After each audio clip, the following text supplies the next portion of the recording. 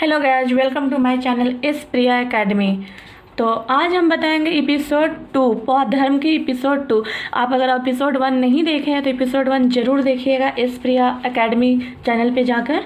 और बौद्ध धर्म का हम सेकंड पार्ट बता रहे हैं। तो बौद्ध सभाएं आज का टॉपिक है। बौद्ध सभाएं क्या थी? तो देखिए क्वेश्चन है, प्रथम बौद्ध सभाएं 4 थी गाइज। तो बौद्ध सभाएं 4 थी, हम चारों को हम डिटेल में अच्छे से बताएंगे। तो फर्स्ट क्वेश्चन आता है, फर्स्ट ऑफ ऑल क्वेश्चन है, प्रथम बौद्ध संगीति का समय, स्थान, अध्यक्ष तथा शासनकाल क्या था या क्या है?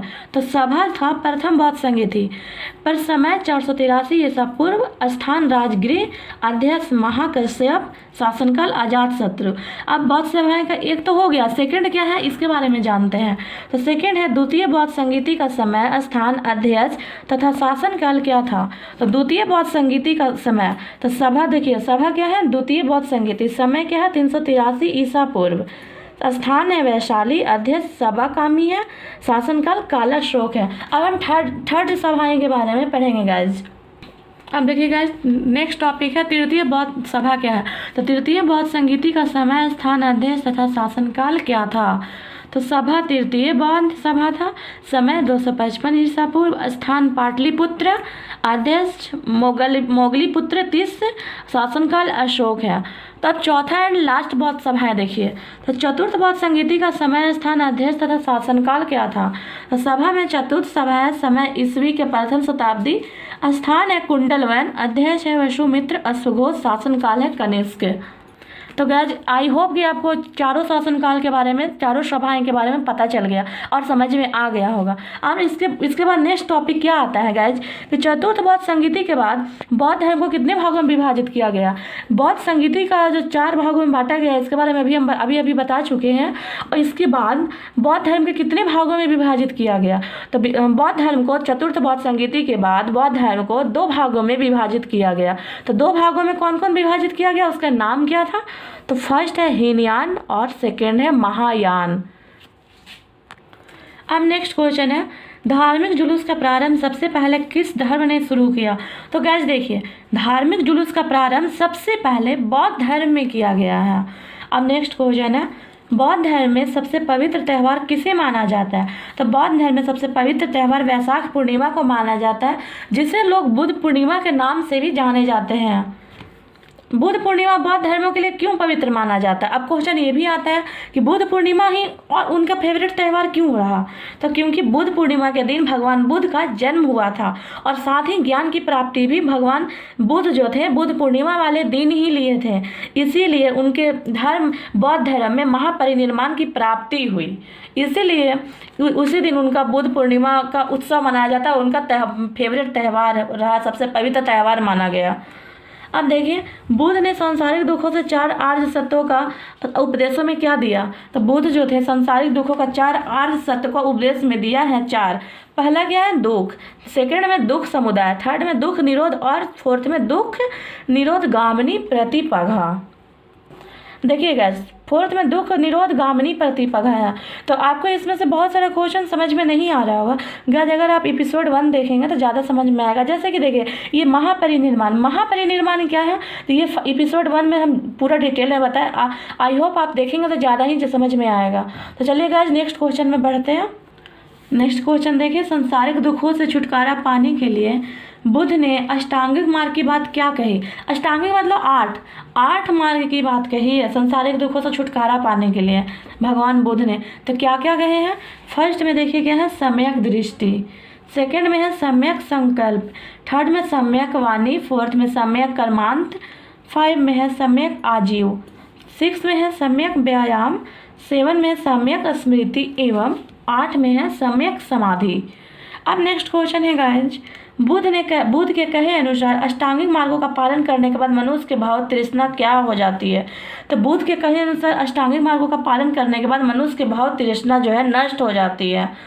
अब नेक्स्ट क्वेश्चन है, बौद्ध धर्म का परम लक्ष्य क्या है? तो बौद्ध धर्म का परम लक्ष्य निर्वाण है। अगर आप निर्वाण नहीं जानते तो निर्वाण के बारे में भी एपिसोड 1 में आप जरूर देखिएगा, जो एपिसोड 1 में हम बता चुके हैं। तो निर्वाण का अर्थ देखिए होता है, ऐसे हम छोटा सा हम बता दिए हैं कि निर्वाण का अर्थ होता है दीपक का बुझ जाना, अर्थात जीवन मरण चक्र से मुक्त हो जाना। गाइस अगर पूरा डिटेल में आपको निर्वाण के बारे में जाना तो कमेंट सेक्शन में बताइएगा, अगर समझ में नहीं आया तो। ऐसे आशा करती हूँ कि आपको एपिसोड 1 में ज़रूर समझ में आएगा। अब नेक्स्ट क्वेश्चन है गाइस, देखिए बुद्ध ने निर्माण प्राप्ति को सरल बनाने के लिए 10 सीलों पर बल दिया। वो सभी सीलों का नाम क्या है?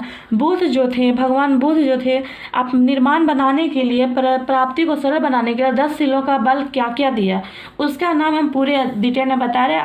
आप देखिए, फर्स्ट में देखिए शिला का नाम क्या था? फर्स्ट में सत्य, सेकेंड में अस्तेय यानी चोरी ना करना, इसका अर्थ होता है। थर्ड में अहिंसा, फोर्थ में अपरिग्रह यानी कि किसी प्रकार का संपत्ति ना रखना। 5 में मद्य सेवन ना करना। 6 में असमय भोजन ना करना। 7 में सुखप्रद बिस्तर पर ना सोना, सुखी पूर्वक बिस्तर पर नहीं सोना, ऐसा उन्होंने कहा। 8 में है धन संचय न करना, धन को बर्बाद ना करना, धन को नष्ट नहीं करना। 9 में है स्त्रियों से दूर रहना, स्त्रियों लोगों से दूर रहने को कहा। 10 में है नृत्य गान आदि से दूर रहना, इन्होंने ये भी कहा नृत्य गान आदि से दूर रहना। यानी कि भगवान बुद्ध जो थे सरल अपने जीवन को, अपने निर्माण को प्राप्ति के लिए सरल बनाने के लिए 10 सीलों का बताया। तो क्या क्या बताया? जैसे देखिए, हमेशा सत्य बोलने के लिए, चोरी नहीं करने के लिए, हमेशा सही मार्ग पर अडिग रहने के लिए, किसी प्रकार की संपत्ति ना रखने के लिए, कोई भी शराब नशा मुक्त कोई भी चीज़ ना करने की, सुखी पूर्वक बिस्तर पर ना सोने की बात कही, और साथ में धन बर्बाद ना करने को कहा, स्त्रियों से दूर रहने के लिए कहे, और साथ में नृत्य गान आदि से दूर यानी नाचने के लिए, डांस करने के लिए या नाच गान में, फिल्म मूवी ये सब जो हुआ, ये सबसे दूर रहने को कहा। तो नोट देखिए, गृहस्थों के लिए प्रथम 5 सीलों की मानने का अधिकार था और भिक्षुओं के लिए 10 सीलों का मानना अनिवार्य था। ये जो भी हम 10 को बताएं, इसमें क्या था, जो गृहस्थ जीवन जो व्यतीत कर रहे हैं, जो फैमिली बच्चों लोग के साथ रह रहे हैं, उसे गृहस्थ जीवन कहते हैं। तो गृहस्थ जीवन वाले लोग जो है 5 सीलों की मानने का अधिकार दिया था। और जो भिक्षुओं लोग थे, जो सन्यासी थे, उन लोगों को क्या है कि 10 चीज़ मानने को कहा गया था। जैसे जो भिक्षा लोग है, जहाँ तहाँ मांग कर खाना, जहाँ तहाँ जाना, वो मतलब सन्यासी जीवन अपना यापन करना। सन्यासी जीवन अगर फैमिली रखेंगे, अपने वाइफ बच्चों को केयर नहीं कर पाएंगे, क्योंकि वो भिक्षु है, वो सन्यासी है, तो कहाँ से कर पाएंगे। इसीलिए भगवान बुद्ध जो थे भिक्षुओं के लिए 10 सीलाओं को मानना अनिवार्य कर दिया। लेकिन गृहस्थ लोग जो अपना, बौद्ध धर्म में बहुत सारे लोग ऐसे जो गृहस्थ जीवन यापन करते हैं, उसके लिए 5 सीलों का पाँच सीलों का मानने का अधिकार दिया।